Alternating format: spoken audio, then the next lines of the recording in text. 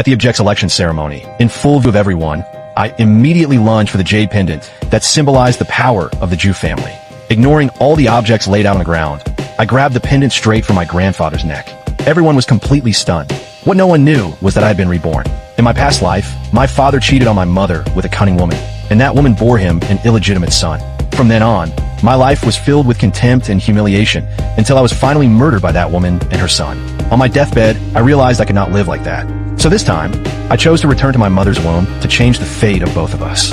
My first goal was to help my mother give birth to me safely, at a time when she and that other woman were both in labor.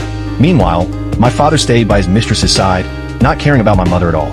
I was so angry that I twisted myself 360 degrees inside the womb. Just as the doctor was about to begin surgery, I came out on my own without causing my mother any pain. All the doctors and nurses were shocked, saying that I was a baby sent to bring blessings. In contrast, the cunning woman was in labor for more than a day and a night, and in the end, due to hemorrhaging, she was rushed into emergency surgery. Even so, she managed to give birth to a boy and shamelessly asked to be placed in the same room as my mother. When the grandfather heard that a grandson had been born, he went to see them in person. But as soon as the baby saw him, he burst into inconsolable crying.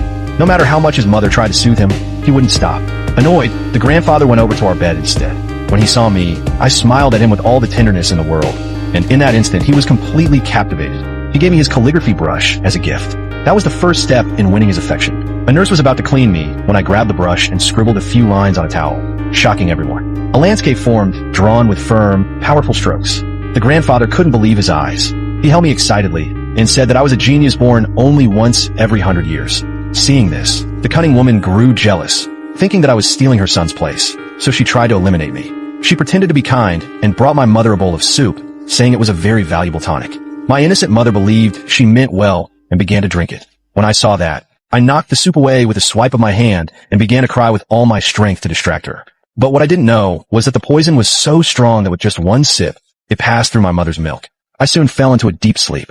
Over the next 4 days, the woman continued bringing poisoned soups, and I watched my body grow weaker and weaker. If this continued, my mother and I would both end up dead.